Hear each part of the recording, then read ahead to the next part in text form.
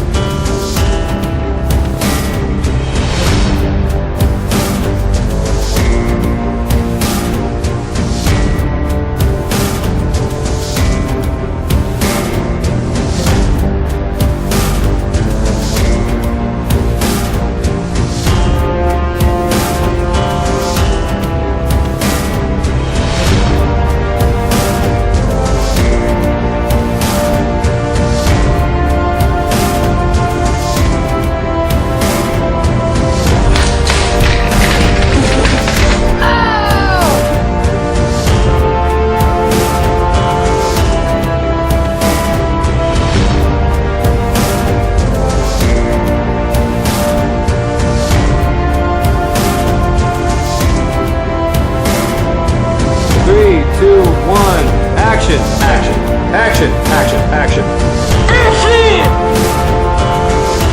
Alright, perfect, let's do a couple more.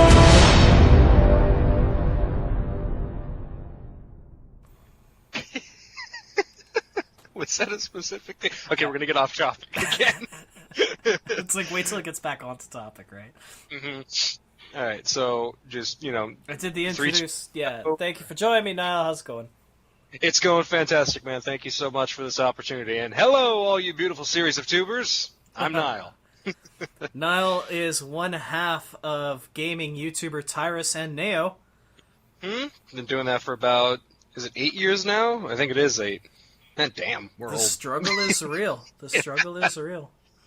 And reached 200 subscribers today, so we're doing pretty well for ourselves on 8 years, you know? Yeah. Slowly but surely. And that's the thing, especially with YouTubers, is even if it feels like it's starting small, it tends to grow at a more exponential rate. You know, yeah. Going from 100 to 200 was a lot faster than going from 0 to 100. We didn't get to about 100 till like a couple months ago, so getting 200 this fast was, you know, pretty good. And I kind of excuse Tyrus now because we never really tried to be any sort of mainstream. Like, we could never afford the new games to catch them when the views would come. So it's basically just a storage for our gaming memories and showcases of us being stupid while hanging out with each other. That is a whole lot of Sonic Adventure, I gotta say. Oh, yeah. Oh, yeah, it is. But that's why I condense it into best ofs for people who don't have that kind of time. Well, I will talk more about going forward in your career, but hey, since we're on the YouTube thing, let's talk about motivations. You said that this channel was supposed to, you know, just be the dumping ground, but everybody has their influences, their favorite YouTubers, the style that helps them adapt into their own works.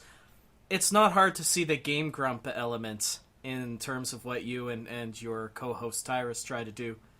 Mm-hmm. Yeah, we started it, like I said, 8 years ago, where I forgot what Let's Players were out back then. I didn't know about Two Best Friends. Game Grumps wasn't there yet.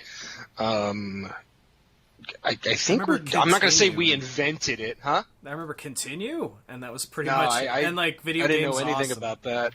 I learned about them from JonTron, so I think we just decided to record one day. I know we knew it was a thing, but I don't know how. And then once Game Grumps happened, that's when we started to be a little bit more, like, we realized how we should try and always be funny and not just kind of do our normal thing while recording. And also, this was back in the day when I was just unbelievably high all the time. So if you go to the early days of Tyrus Now, it's just like, hey man, I'm over here. And, whoa, what is that? Yeah, so like, it's oh, just, never mind, it's the enter key on my keyboard. Exactly. Like, there's this clip that Tyrus loves where we're playing Borderlands, and when you die, you go on this trippy vortex thing, and it just freaked me out.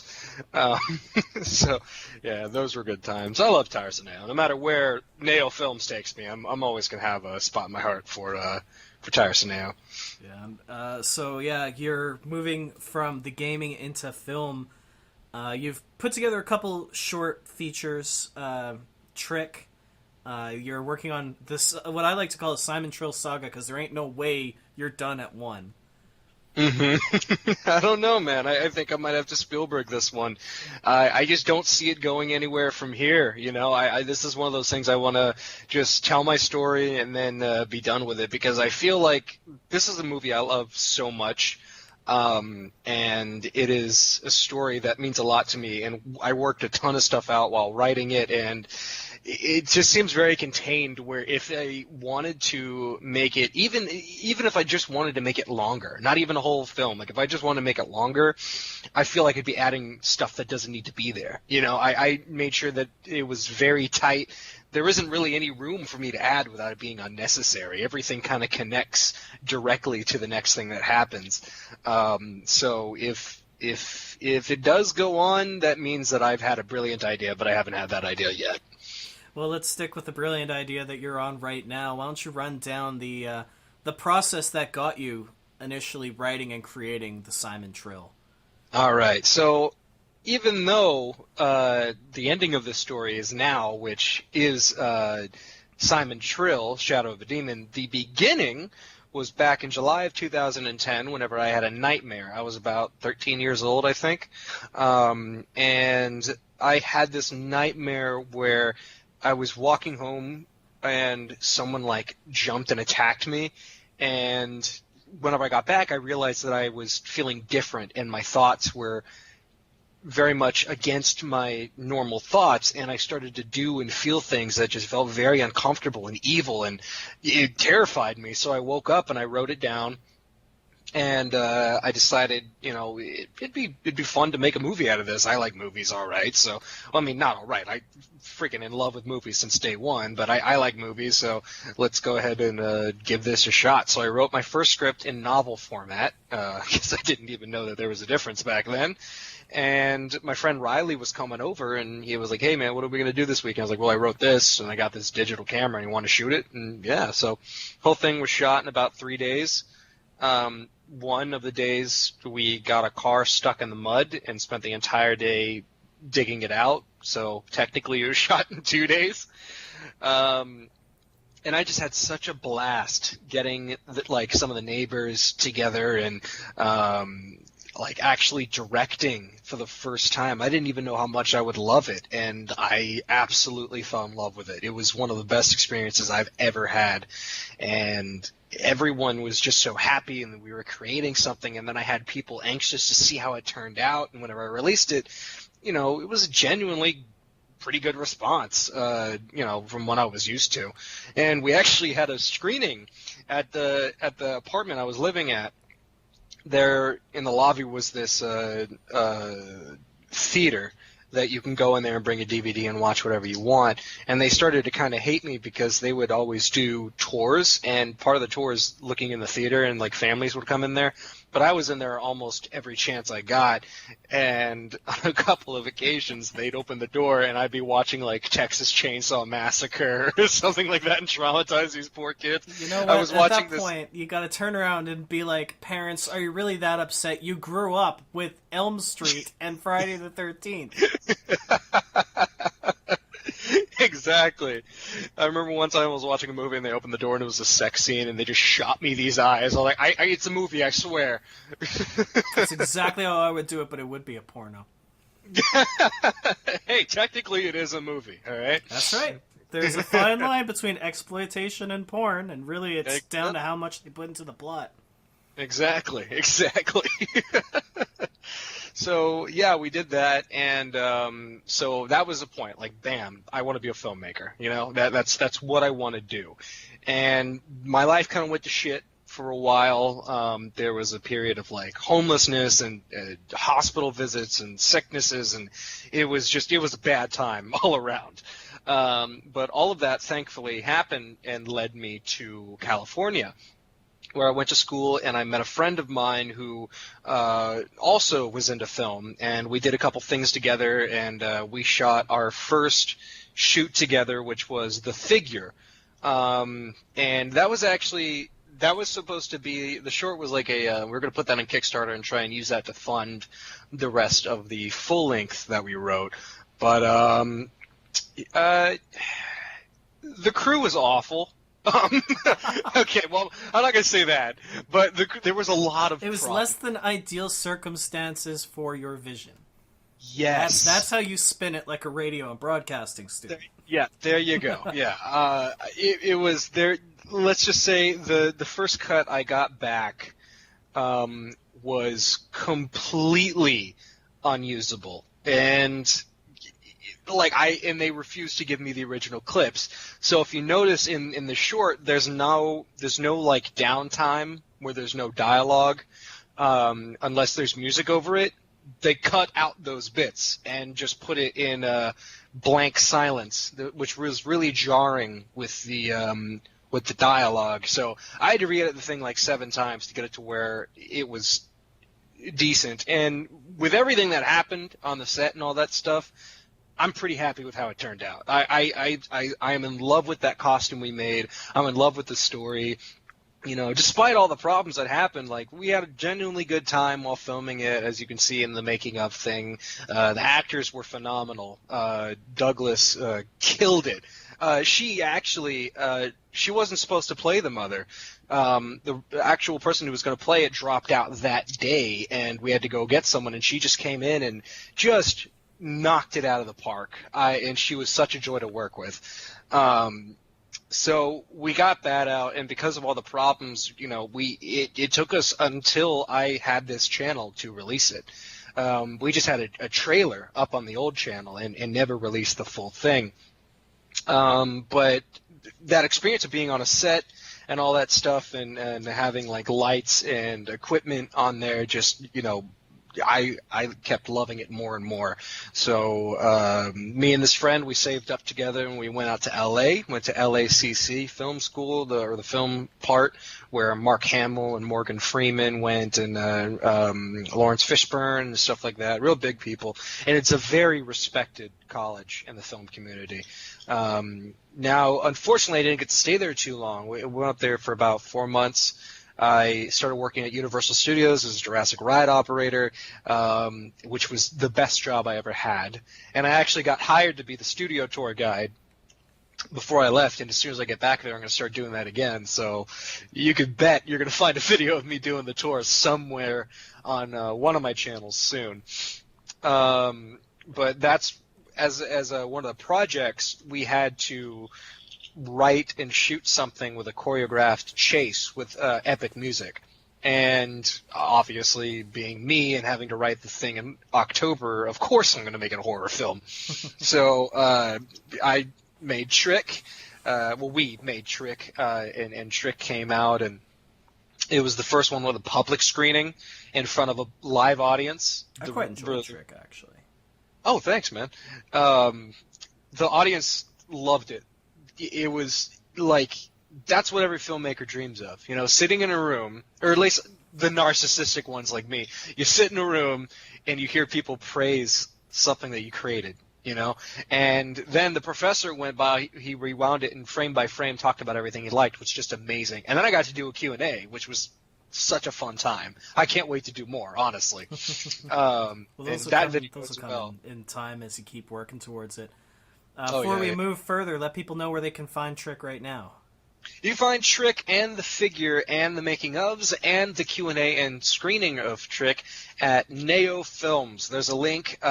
Unfortunately, youtube.com/NaoFilms leads to a channel I don't even know how to describe. So just search NAO Films and then click the channels. It should be right there with the picture that you're looking at right now. So that's where you can watch all those things, and I appreciate your support so much. Everybody that has been giving me all this feedback and just been so supportive of this crazy dream I have of spending and making millions of dollars scaring the crap out of people. It really means a lot, and I promise I won't let you guys down. So after the move back from LA, we're gonna get a little deep right now. I hope everyone's okay with it. We're going to get a little dark, a tad bit. Hey man, it's life, and it's something that, if people don't share their stories, then nobody finds help. So it's obvious exactly we're and into the serious part of the conversation. We'll bring it back out in a little bit, but with what I've been going through, I've kind of taken as a mission. With every chance I get, I'm going to spread awareness about how everything went down, and how people in a similar situation can get some help with it as well. Since about 16, I was starting to feel mood swings and random depression and spouts of severe anger and just general confusion, and I just thought I was going nuts, and trying to hold all that in because you don't want to be around someone who's just sad or depressed or angry for no reason, as it goes, you know what I mean? So I just felt like I had to hold all that stuff in, and I did for about up until I came back from LA, when I lost all that, and I lost the job because, there was a bit of a roommate situation, but I lost the job, I lost the film school, and a couple other things happened, and I exploded, and I had a suicide attempt. And it was unfortunate that it happened, but if it didn't happen, I wouldn't have learned that I'm actually manic depressive bipolar, and that there was a name to all these problems that I was having, and these symptoms and these doubts of everything that was going on. And I went into an outpatient program and then got a therapist afterwards, and the right medication. It took a while to find. Those who are going through this, you'll know, oh God, I'm so tired of switching medications. You'll find the right one, and it's going to feel fantastic whenever you do. And that's a gripe when it comes to psychological illnesses. Is younger people have a problem of trying to misdiagnose themselves, or trying to state as a fact something that hasn't been diagnosed by a professional, but then going through all the hoops to try to figure out, is there something wrong, is the question they're trying to answer, and you just want them to confirm something is wrong. Tell me, so that I'm not crazy, that I know something is wrong, please confirm it. Exactly, because if you were sitting around thinking I don't feel right, I don't feel normal. These people, something I was going through was thinking everybody else feels the way I do. They're just handling it better. That is a toxic thought. And thinking that you're doing anything wrong or there's any fault in your character, that's a toxic thought. And that could be very, very bad for you. And the most important thing you can ever do for yourself is go get yourself checked out. Because it's a win-win. If there's nothing medically wrong, then you know where to start looking to fix whatever problems you have. If there is something, then the path is laid out for you. You know what I mean? You can just start working on it and then start learning how to live with that. And honestly, I had this big depression after I found out. Well, first there was this huge relief. Okay, thank God it has a name. There's a way I can tackle this from. And then it was a depression oh no, I'm no longer normal, quote unquote. I'm no longer a part of that world. But now I'm a part of this world where people like me have to fight every day just to not be suicidal. And on the down days where you're just clinically depressed and suicidal and there's nothing you can do about it, you just have to make hope and keep in the fact that either tomorrow or the next day you're going to be feeling great again. And it honestly, it makes me feel stronger. For the first time in my life, I'm actually been proud of myself and proud of the work I've been doing and proud of the things that I've accomplished. I've always been very self-hating and stuff like that. And this whole journey has taught me so much about self-compassion, self-realization, just genuinely true happiness and the value of it. So if anybody's listening and having some doubts on how you've been feeling and stuff like that, I want you to know it's okay to not feel okay, and there's always a way to go out and help yourself, no matter what. And it is, I can't encourage it enough. There isn't a single situation or illness or disorder on this planet where you are truly alone. There's always going to be somebody or an institution or a doctor's other people that have been through what you've been through that can help you find the path to get through. Free group therapy, psychiatrist therapies, free help hotlines, they're everywhere. That's right. Like, when I was back in college, one of the biggest, most common things I was promoting was a text line that our student union was a part of that was specifically called the Anxiety Hotline. Mm-hmm. And it was so essentially because one of the problems is figuring out where you can go to get help. And then the problem is whether you are confident enough to actually step through the door. And that line was basically, if you aren't comfortable talking to a counselor, text them. Mm-hmm. And, every little bit is helpful because, again, you're not alone in this. You have no idea, people have no idea how much potential they have to change the world just by being. So what's important is that, you continue to be. And just speaking as your personal friends, I am so thankful that you have found help. Thanks, man. You were such a great support during all of it. I have to say, for everybody, this man is amazing. I'm going to have to edit that out. I have a reputation to maintain, and I refuse to be accepted as a good person. I just wanted a good tour guide when I go to Universal. Hey, if I'm gonna pay money, you can't be dead. You gotta give me a good show. More or less what I told you, actually. It's more or less what I told you. Is you gotta make one promise. You gotta keep going. Mm-hmm. And thankfully, you're making use of a deep, long-standing passion to help you stay motivated and to keep working. And we've touched a little bit about the gaming. We've touched a little bit about where you are now. There was a short period of time in between those where you were kind of carving out a niche for yourself and getting your name out there, and that was with the more based in non-fiction filming and interest with regards to theme parks and haunted houses, and you did a heck of a job and got noticed for your work promoting Not Scary Farm. Actually, I got noticed for the work promoting 17th Door, but some folks at Knott's have commented. I believe one of the actors commented on one of my Knott's videos. But yeah, that was a huge holy shit moment.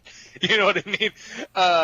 So for what he's talking about, I have another channel, Nyle Odom. I don't know why it's called that. It's actually Disney Vacation Vids. I thought that was your real name for the longest time. I'm like, it's a combination of my mother's maiden name and my father's. And your father's maiden name. Maiden name. Yeah.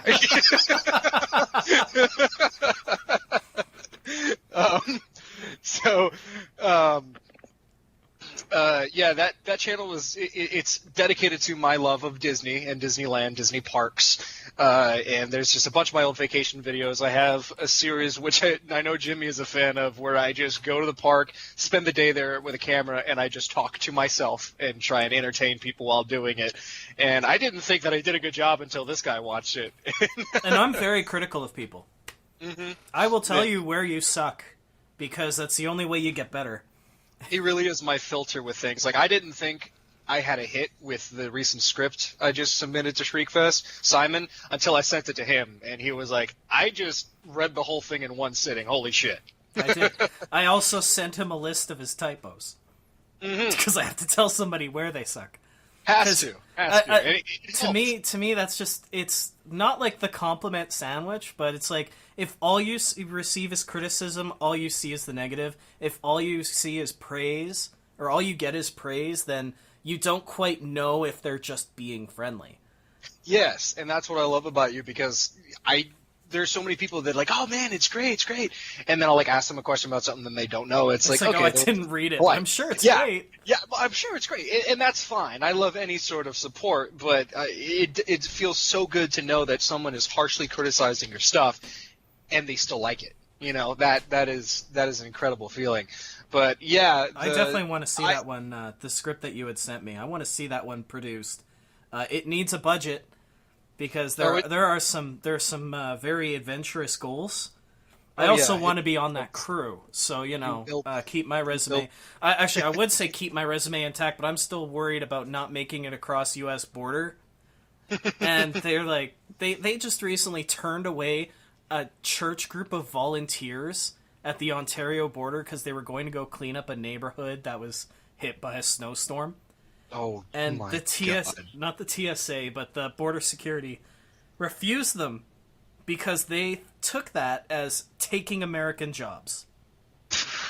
Okay, well, not to get on that tangent, It's like, but all I'm I'm going a to say sound is tech. I'm afraid to be like, yeah, if you need an extra grip, somebody to actually work with your crew. No, I'll get banned from the country trying to take some gonna job. Bust through your window. No!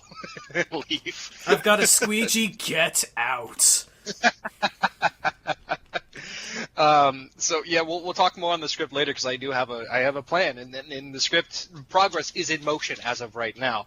But yeah, with the 17th Door thing, I love haunted houses to death. I love them so much, and it's my compensation for the fact that I am deathly afraid of heights and giant roller coasters.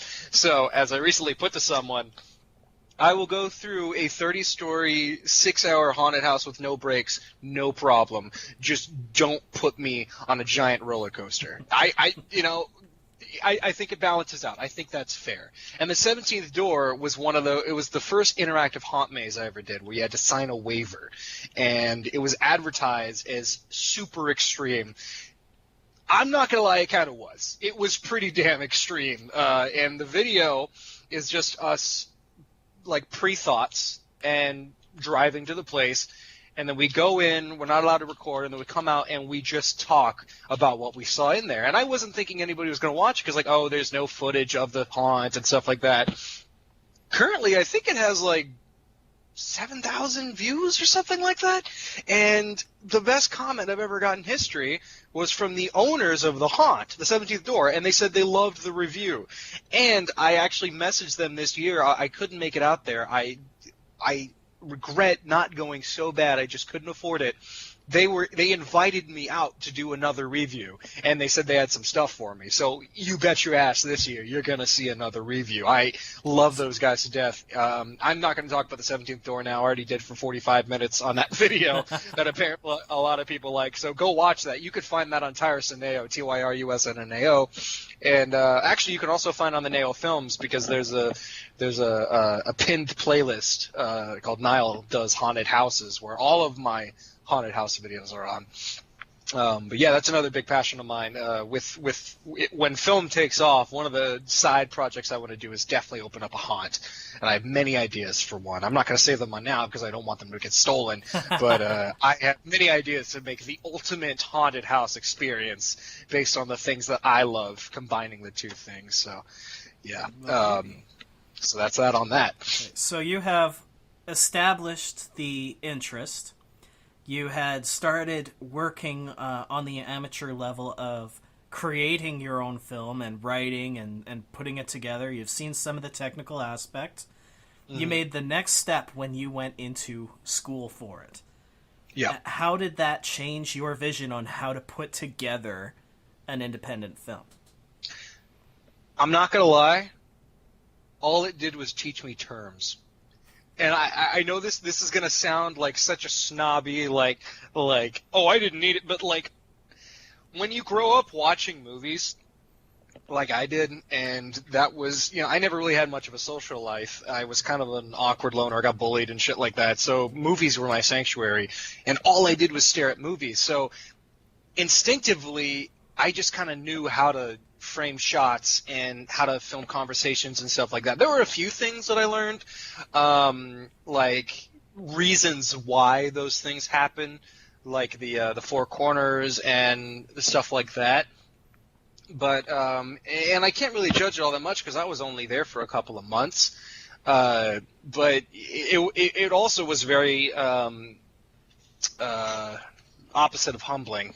it was gratifying to know that the things that I just kind of were throwing out there and hoping were doing the right things were actually the right things. And there were a couple things that I changed on, like with Trick. I definitely was more like with the eye hole shot. I would have probably done that differently before going to film school. I wouldn't have put it so close up. I probably would have had the whole thing POV moving from the door in there. But the way I framed it and the way I shot it, I'm really happy with how that goes. So, you know, production and broadcasting schools, they do teach you how to tighten up and polish. Mm-hmm. At the very least, it's like if you get nothing else from that, you get that little bit of sparkle. Mm-hmm. Yeah, I'm excited to go back. I'm excited to finish that off because I've never enjoyed school until I went there. It was one of the best experiences of my life. I was having fun every day in class. Even the annoying, hard, like paperwork and stuff, like I was having a blast because it was all about stuff that I loved. Well, my advice to you, print off some business cards and network like a motherfucker. And that is the first time I've sworn through this whole thing. I'm proud of us. I haven't... Oh, no. You've been swearing your balls off. Oh, yeah, I guess I have. Yeah. I lose track. Damn it. But just remember, Kevin Smith, when he went from New Jersey to Vancouver to go to directing school, to go to film school, he dropped out. But his best friend from that project, he took back to New Jersey and he filmed Clerks. Yep. So Scotty Moe. Networking is huge. Absolutely. And that's the best thing about LA. The figure took months to get a cast and crew. Trick took 2 minutes. I went into my class, said, "Who wants to be in a movie?" 6 hands went up. Like that. And there was 8 people in the room. So it was that's just to go on an LA tangent. It's the city of art. That's why I love it so much. Everywhere you look, there's some sort of art. I thought it was the city of angels, man. I mean, yeah, pretty much, but also city of art. I was on my way to work, and there were refrigerators on the sides of the freeway. And I was wondering, okay, someone dropped refrigerators, but no, on the inside of the doors was paintings. Very good paintings. Aww. Just that's the kind of stuff you see. And it's everywhere. And everybody there has a passionate goal. And almost everybody there wants to help other people to do it. Now, the problem is everybody there will say that they do something, but not everybody will actually do it. But when you find those people, and it's so easy to find, you got something golden right there. And that's the first thing I'm going to do when I get back up there. I'm going to get a crew together, get some people, start doing these shorts. I have an idea that I'm going to debut right here. Copyright NaoFilms and Nyle Odom. The world doesn't have that many horror anthologies anymore. Like, yeah, there's American Horror Story, but that's like season-long thing. I'm talking about like Twilight Zone, where every episode's a different horror short. And that's kind of what I want to do. I just want to get horror shorts out as fast and quick as possible, string 2 or 3 together with like some sort of narrative, and the original plan for the Halloween series was. Yeah. Okay. Because originally that film series was supposed to be a different horror story with each film. It ended up not being that way because Myers got accidentally iconic. Yeah, and Season of the Witch didn't do so well because of other reasons. But, hey, I love the hell out of it now. It's good or bad, it is entertaining to watch. So, yeah, that's what brought me here. And go back to Simon, that I as of 4 days ago, I sent it off to Shriekfest Horror Film Festival, which I've submitted a few things before, but this time I'm feeling incredibly confident, because the other ones people read, they're like, okay, whatever. But this one, every single person that has read it has loved it. Even and me. Most important of all, they were not able to guess the ending. And if that was the biggest thing. That was the biggest worry, is if you can guess the ending to this film, all falls apart. It was all for naught.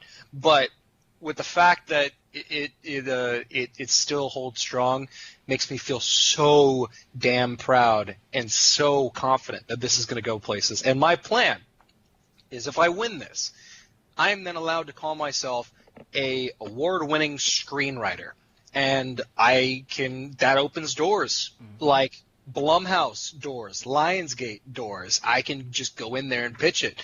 Now, I'm not going to get this thing made unless I am directing and starring as Simon. That's where I put the foot down. No one else is going to do those two things. But once this gets out and I just start working on it and it's in a theater somewhere, that's it. That's where it starts. and that's where it goes from there. And that's what I'm pushing for.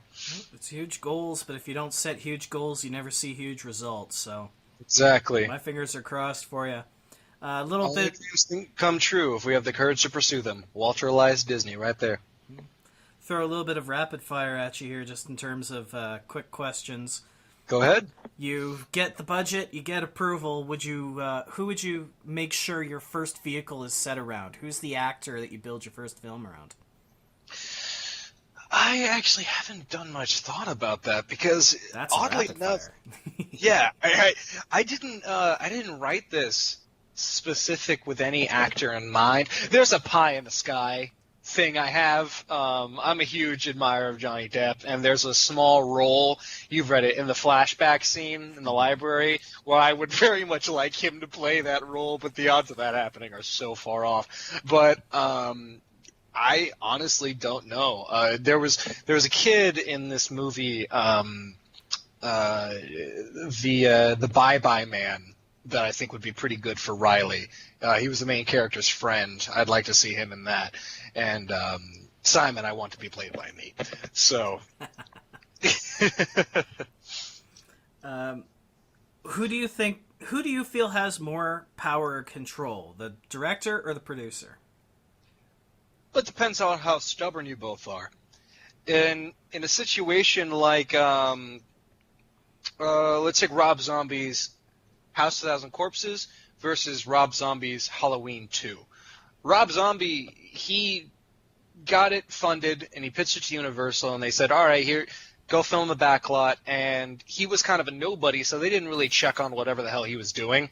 And when he screened it, they hated it. Like the head lady like fainted, and she came up to Rob in the lobby, was like, "We need to talk tomorrow," and they refused to distribute it. So they have this In the human resources office. yeah.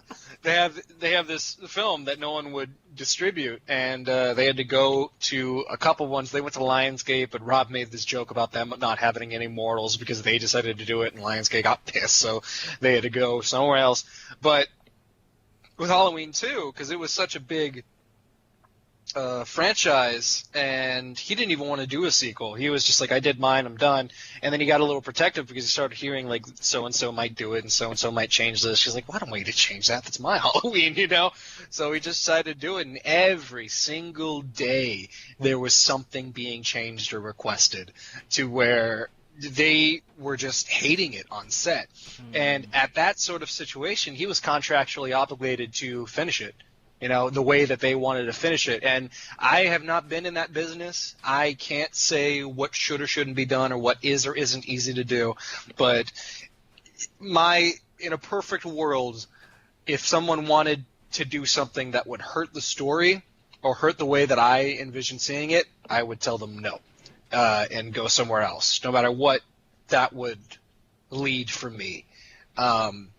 Because all in all, only you know how your vision's going to turn out.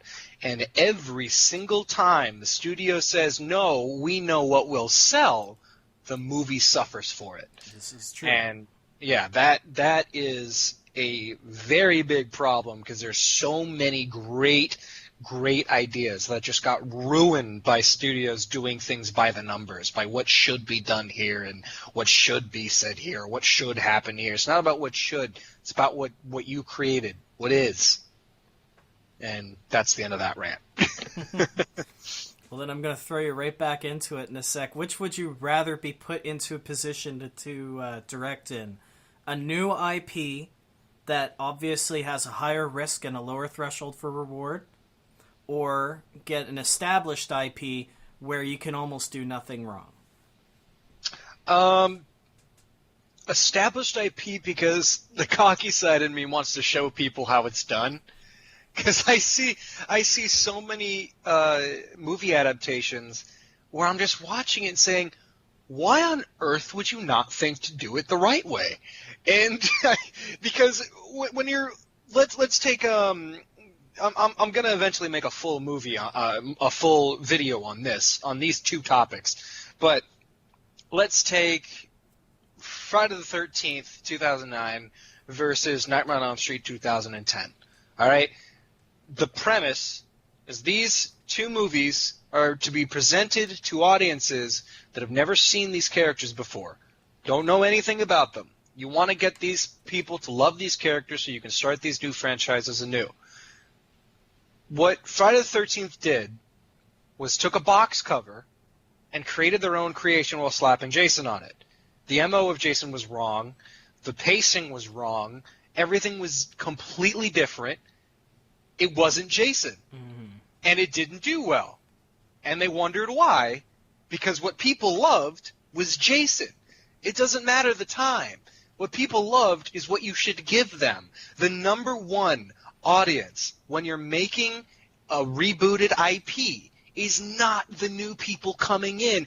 It's the old audience. They are who found this and came to it first. They are who are going to spread the word to it. They are who's going to be harshly criticizing your work because you're touching something that they love.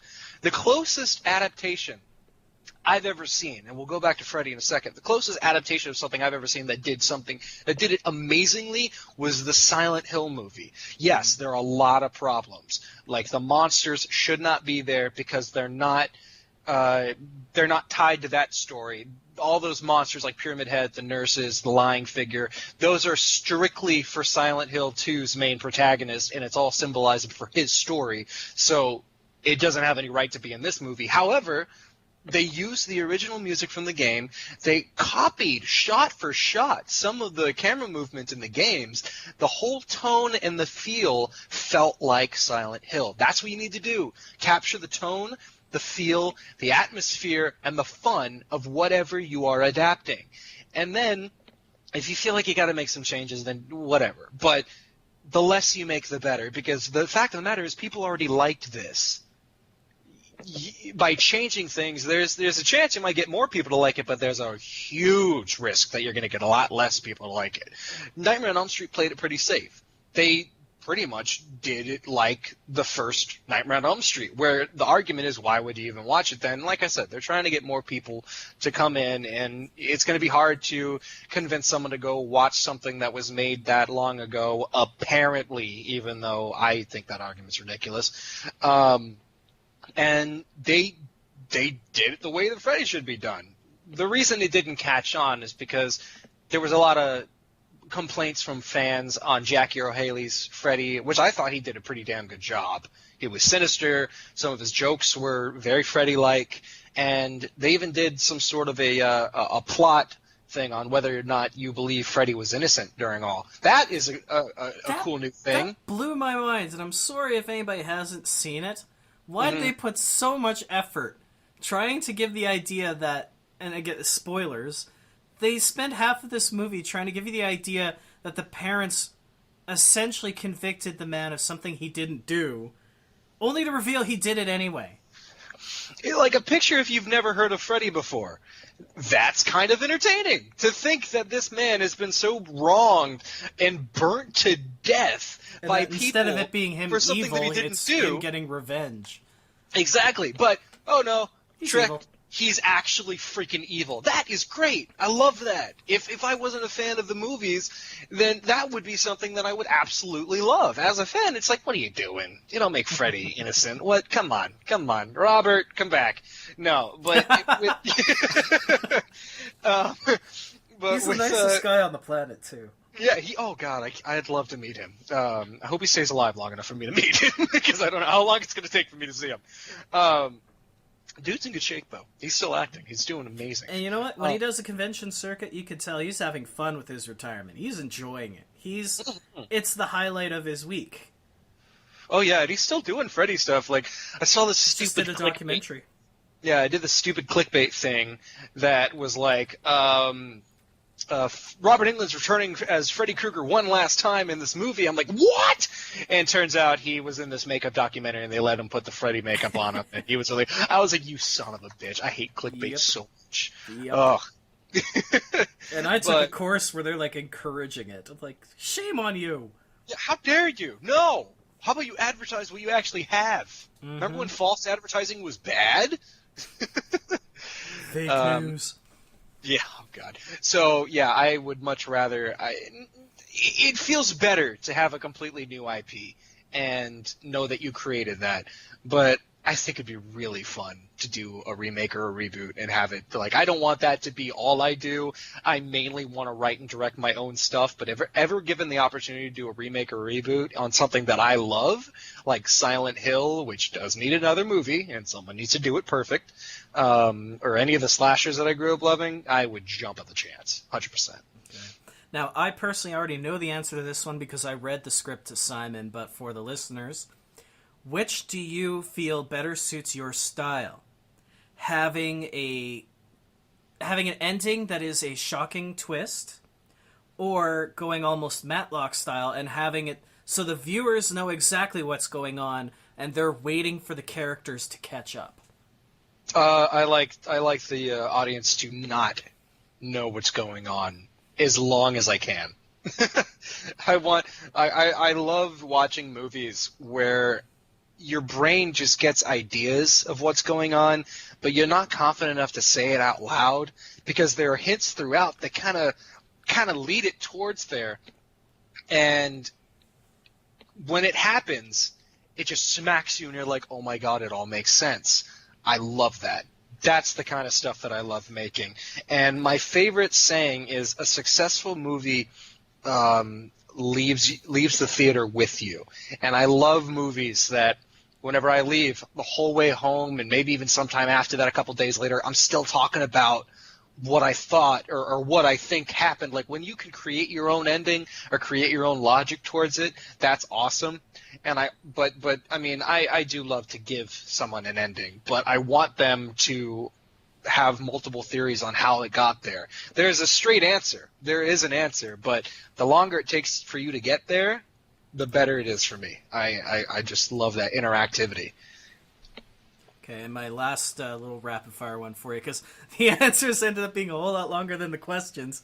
But this I do talk quite a bit. Oh, no worries, no worries. But this last one for you is it's a mathematic one, which is going to be a bit of a concern, because we've established that math is hard. Yeah. But it's just on a scale. I'm going to make you go into percentages here on this one. Okay. How much of the perfect horror film should be psychological horror as opposed to what I've always referred to as corn syrup slasher? My perfect horror film, I would say about 75% psychological. And 25% corn syrup? Yeah, I'd say that. If even. You know, if you can pull off 100% psychological and it still be just terrifying, because maybe it's just the movies I grew up watching. I love slasher films to death, but they don't really scare me. They get me on like a slasher film I saw recently. Oh God, what was it called?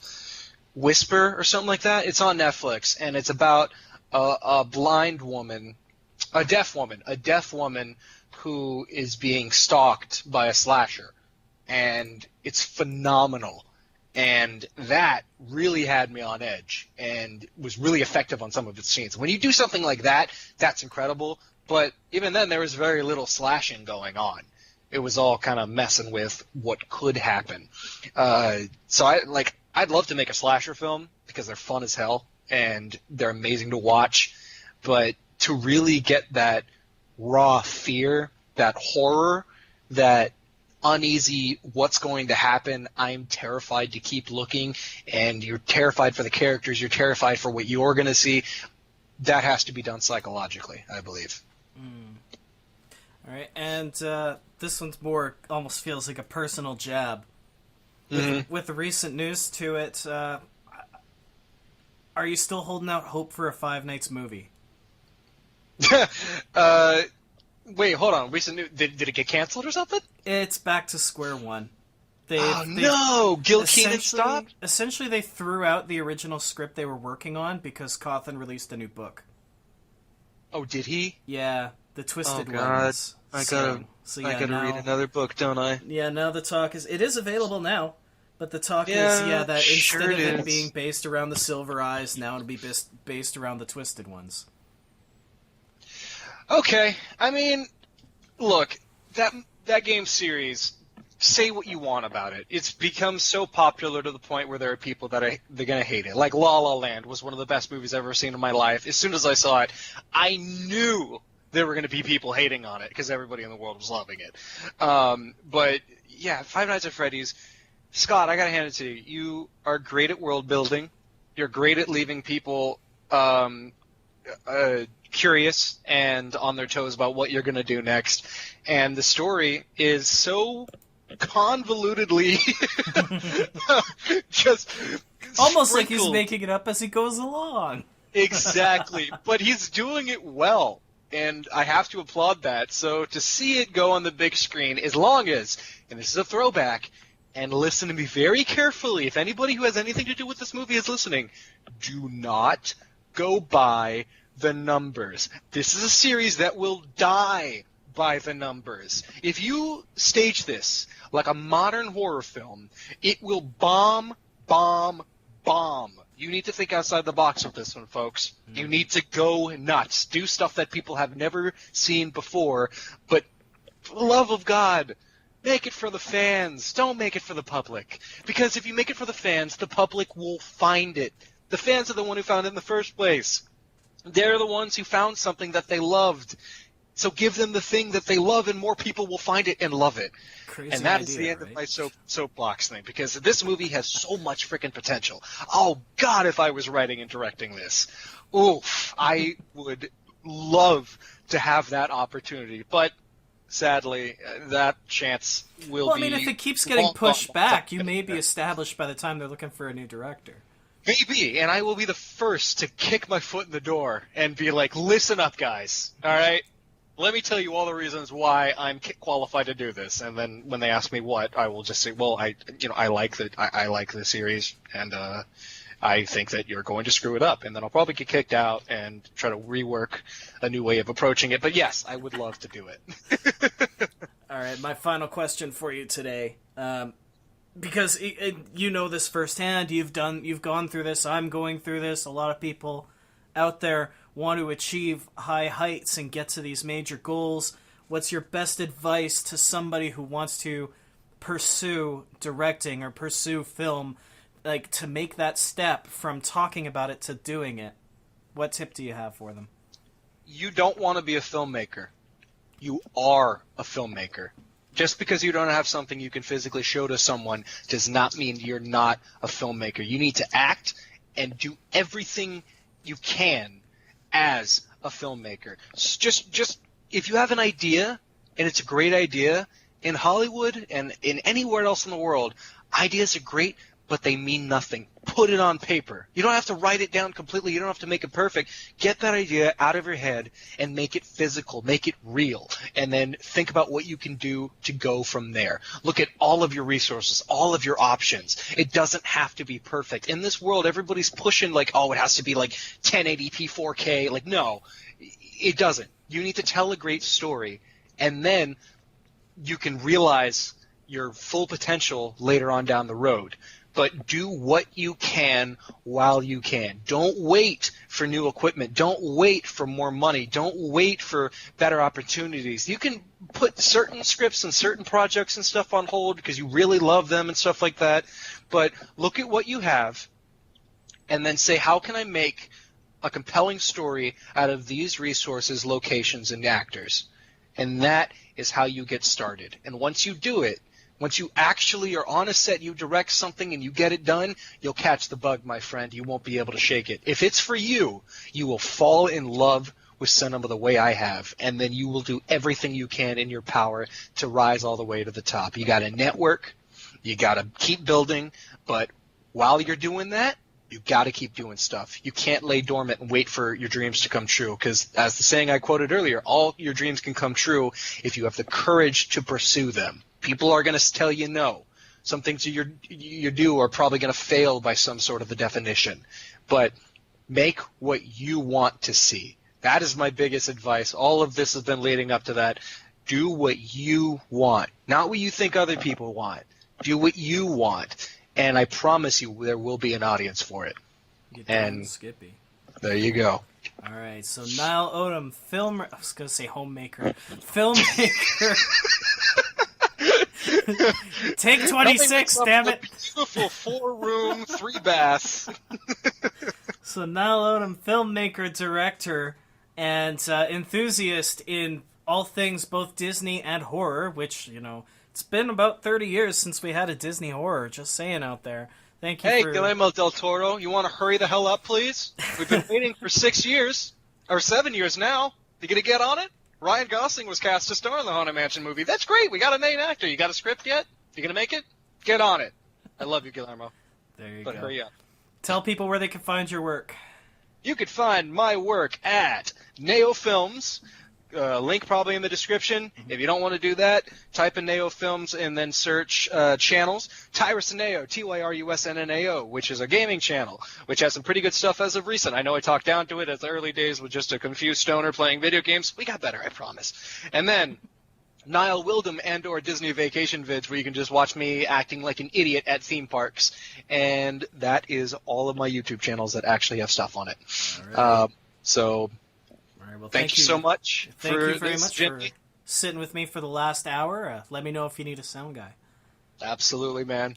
You know I'll be the first to call. Well, besides border security. Well, yeah, I got to tell him to let you through. I'm like, no, okay, I know he's dressed a little odd, and I know he looks a little intimidating. I dress a little odd. You paint every second fingernail, and I dress a little odd. Waiting for that. I was actually referencing the joke I made whenever I told you to dress in those costumes to get into Border Patrol. Oh, the God. right way. But I forgot we didn't mention that in this interview, so Nope. that didn't resonate at all. They were just like, "What? He dresses fine. You are the freaking weirdo." What are you? Told me to come into this interview with a hat and sunglasses. Motherfucker, I live in northern Alberta. If I had a hat, the wind would have taken it all the way across the border. It would have an easier time getting into the States than I would. Oh, God, this has been fun. Yep. Thank you so much, man. No worries.